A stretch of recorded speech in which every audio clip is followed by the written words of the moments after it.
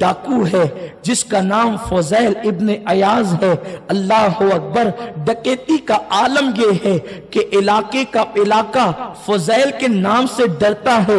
Baghdad کے گرد و نواح میں کوئی بندہ رات کے وقت سفر کرنے کی طاقت نہیں رکھتا، لیکن میرے اللہ کی شان ہے جب کسی کو راستہ دینا چاہتا ہے تو بہانے پیدا کر دیتا ہے. کبھی ایسی محفلوں کے بہانے اور کبھی کبھی محفلوں کے بہانوں سے زندگیاں بدل دیتا ہے. اور کوئی محفل میں نہ آئے تو کسی کو بھیج کر کے اس کی زندگی بدل دیتا ہے. غم سبھی راحت و تسکین میں ڈھل جاتے ہیں جب کرم ہوتا ہے، حالات بدل جاتے ہیں جب وہ کریم چاہتا ہے اپنے قریب کرنا تو کیا کر دیتا ہے. میرے آقا علیہ السلام کے دیوانوں تو عرض یہ کر رہا تھا، اللہ حالات پیدا کرتا ہے اور بہانے سے قرب عطا کرتا ہے.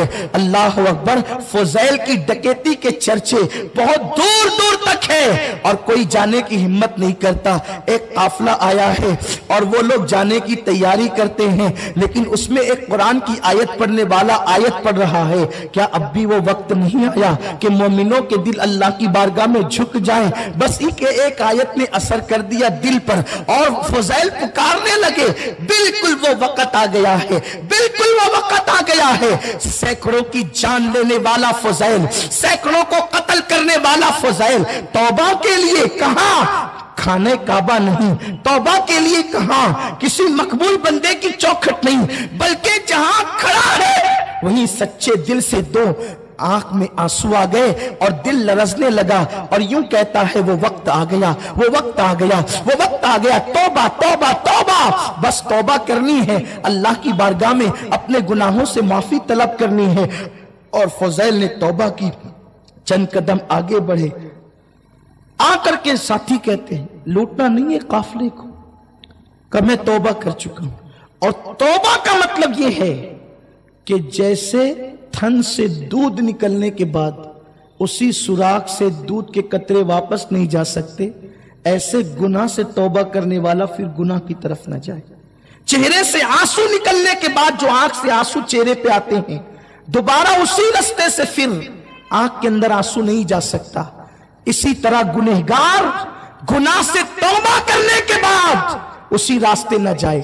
اور سن لو، جب کوئی سچی توبہ کرتا ہے تو پھر اس کو واپس گناہ کی طرف ماحول کھینچتا ہے، اس کی آزمائش اور اس کا امتحان ہوتا ہے. لیکن وہ بندہ جب سچی توبہ کر لے تو پھر وہ کبھی اس طرف لوٹ کر نہیں جاتا، پھر خدا اس کو اپنا محبوب بنا لیتا ہے. یاروں نے کہا چل فضیل، اتنا بڑا قافلہ مال و دولت لے کر کے وہاں موجود ہے. فضیل نے کہا میں نے نہیں جانا، میں توبہ کر چکا ہوں. اتنا سننا تھا. دوستوں نے کہا گناہ کے معاملے میں سردار تھا، توبہ اکیلے اکیلے کیسی؟ اگر تو نے توبہ کی ہے تو ہم بھی تیرے ہاتھ پہ توبہ کرتے ہیں. اور اس کے بعد پھر جو ہے سب اپنے اپنے گھر کا راستہ لیتے ہیں. فضیل بھی چلا. لوگ آپس میں باتیں کر رہے تھے، چلو چلو جلدی سفر مکمل کرتے ہیں. کوئی کہتا تھا نہیں نہیں، یہاں فضیل جیسا ڈاکو رہتا ہے اور وہ ہمیں لوٹ لے گا.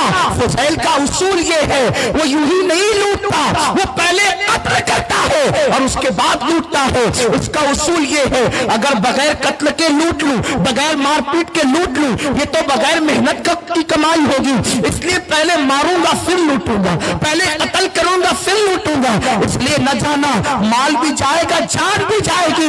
لوگ یہ باتیں کر رہے تھے. فضیل نے آسمان کی طرف دیکھا، اللہ لوگوں کے دل پر میری یہ دہشت بیٹھ گئی اور اس کے بعد رونے لگے. اور قافلے والوں کے پاس جا کر کے کہتے ہیں قافلے والوں اٹھو اور اٹھ کر کے جاؤ، جلدی سے سفر طے کر لو. قافلے والوں نے کہا نہیں اے اجنبی، تجھے نہیں معلوم کہ فضیل جان بھی لیتا ہے، فضیل مار بھی لیتا ہے، وہ ہمیں لوٹ لے گا. اس وقت فضیل کی آنکھوں میں آنسو تھے. فضیل جواب دیتے ہیں اب فضیل لوٹے گا نہیں، وہ تو خود لٹ چکا ہے، اب وہ لوٹنے کے قابل نہ رہا. اتنا سننے کے بعد لوگوں نے کہا فضیل لٹ چکا؟ ہاں فضیل لٹ چکا. جو تمہارے سامنے کھڑا ہے وہی فضیل ہے اب فضیل لوٹے گا نہیں، وہ تو خود لٹ چکا ہے۔ اور بغداد کا رخ کرتے ہیں، شہر میں پہنچے، لوگوں پر دہشت ہے، جو سامنے دیکھتا ہے ڈر کر ہٹ جاتا ہے۔ فضیل نے فیصلہ کر لیا کہ اب میں مکہ المکرمہ جاؤں گا اور وہاں جا کر کے کعبے کی مجاوری کروں گا۔